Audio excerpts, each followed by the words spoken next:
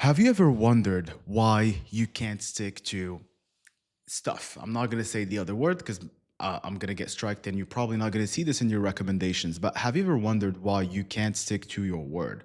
Why you say you're going to do something, you try to be consistent with it for 1, 2, 3, 4 weeks. And while you probably might succeed in those first 3 to 4 weeks, 6 months down the line, 3 months down the line, X amount of time down the line that it's pretty important for you to stick to that thing for or as long, um, you're not doing it anymore.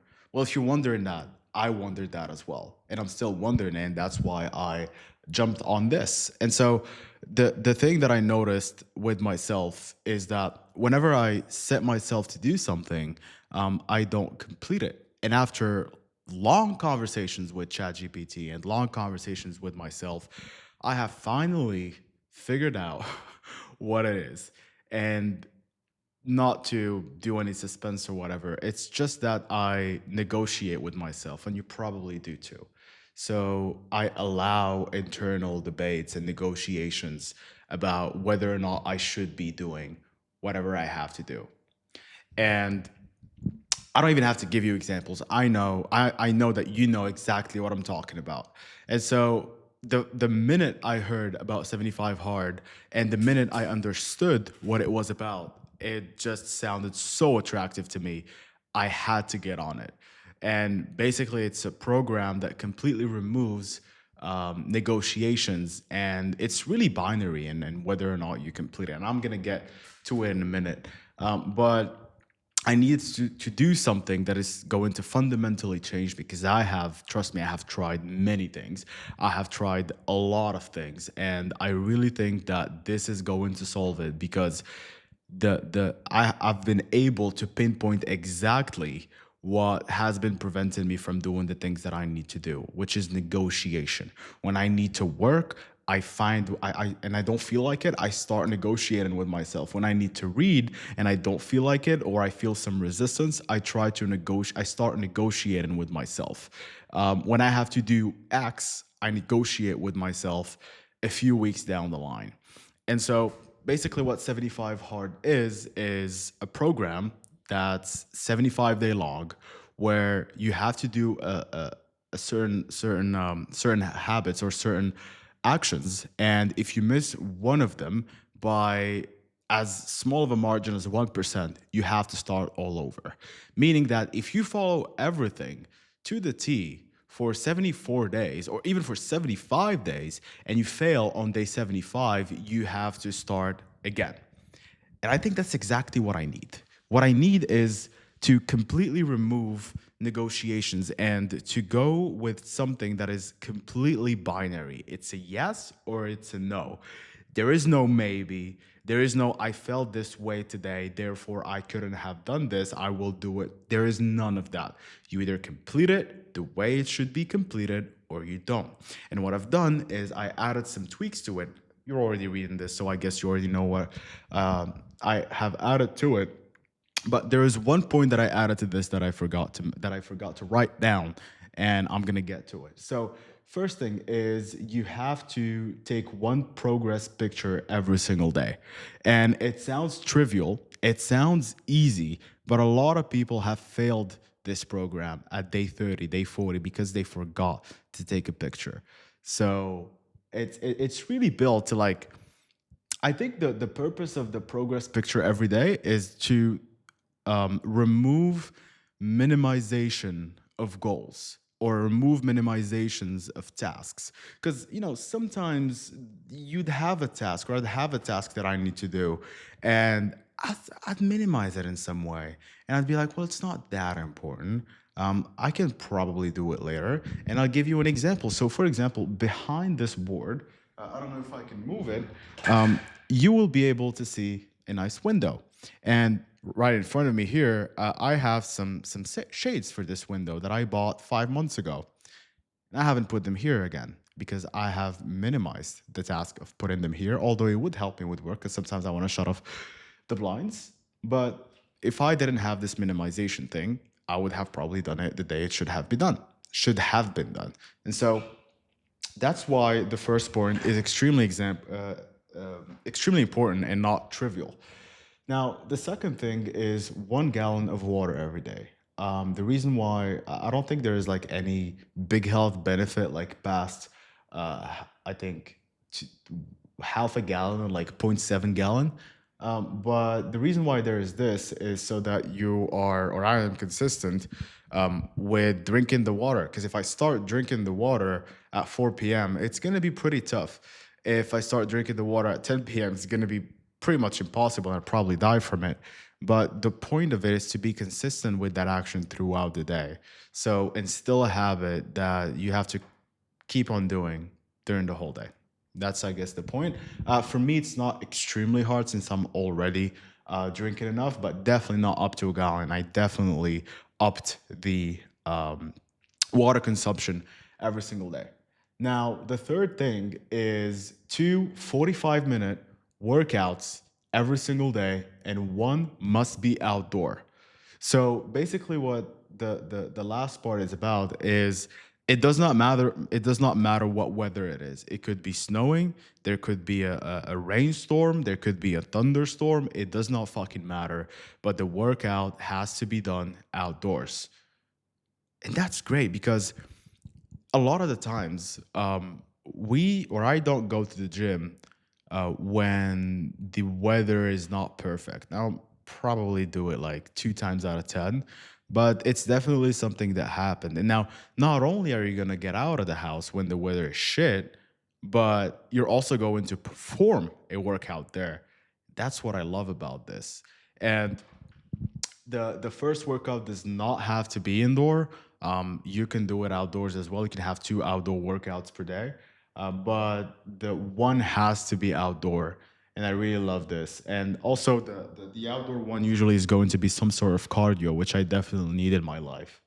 And the other one is no cheat meals and no alcohol. No alcohol is very easy for me. I rarely ever drink, so that's not even an issue. But the no cheat meals, that one is pretty difficult for me.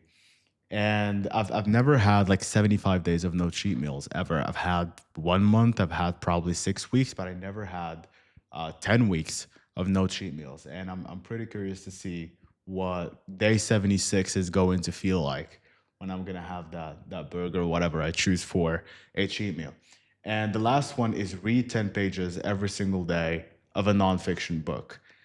And by the way, yeah, and the last one is also 90 minute of deep work blocks. And the reason why I added this is not in the original 75 hard program, but the reason why I added this is because I'm an entrepreneur and I need to work. And this shit does not matter if I don't work. It genuinely does not matter. My number one goal is to make more money right now. And if I don't work, then I don't make money.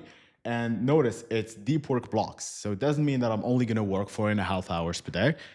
It just means that I need to input at least 4.5 hours of deep work. What deep work means is like you phone off, everything off, you're just doing one thing, or you're just on your screen doing whatever has to be done if you are a computer entrepreneur. But like there's just one thing that has to be done that I need to focus on for 4.5 hours.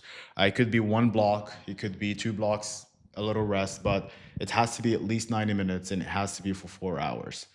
And this is the part that I added, and there is the last part that I spoke about. But the beauty about all of this, the beauty about the 75 hard program is that if I fail my workouts by 1 minute. If I stop 1 minute short, if I stop at 44 minutes, I have to restart at day one. If I miss my progress picture, I have to restart at day one. If I drink zero point 0.9 gallon, I have to restart at day one. If I do everything right and I work 4 hours and 29 minutes, I have to restart at day one. And that's what I love about it, is that it is completely binary. You win or you lose. There is no negotiation. And that is exactly what I need right now. It's because I keep on negotiating with myself, and that has to stop at a certain point. It's been the case for the last 3 years, probably. I've learned so many things to be able to work. I've learned about how dopamine works. I've learned how to get into deep focus. I couldn't even focus for more than 10 minutes 3 years ago. or probably 4 years ago. But now I can, and I've gained so many skills. And I think that the missing part, the last piece of the puzzle, is to actually do the things that need doing without negotiation, without that inner bitch voice even entering the the chat. Like it has to be kicked out of the group forever. And if we get a little bit like neuroscience on this, basically we have limited willpower. And when you get into a negotiation, basically what happens is you use that willpower, and we only have limited willpower. And when you start doing shit like this, you just don't allow that willpower to be drained. It will be drained, but not as much because you're not even using it. And another interesting scientific study I found is that they found, I don't know who, I don't remember, but you can check it out. They found that when you enter a negotiation, you are always biased towards the path of least resistance.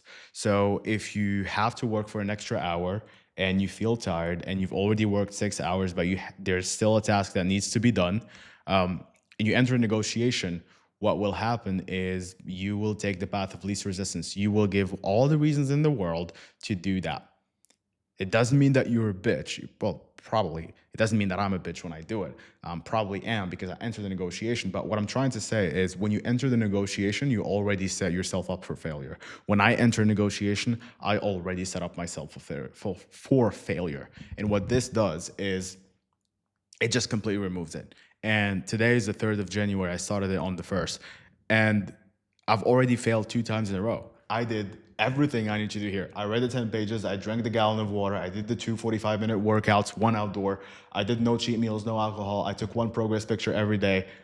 And I was short on this. I was short on day one by 2 hours. And I was short yesterday by 30 minutes. And I could have called it a successful day.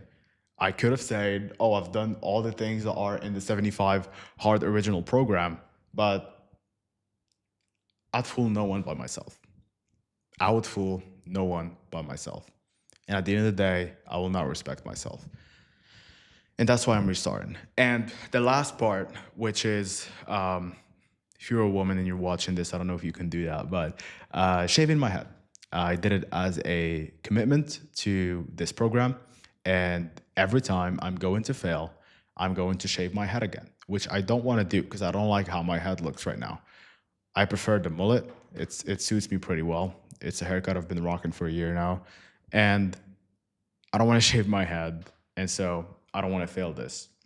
And that's the commitment. So I've probably added I made it probably a little bit harder by adding the work, and also made it a little bit more easy to stick to by adding the haircut thing. Because I definitely don't want to shave my head every fucking 5 days or every 3, 4 weeks, and definitely not after 70 days or 45 days or 60 days.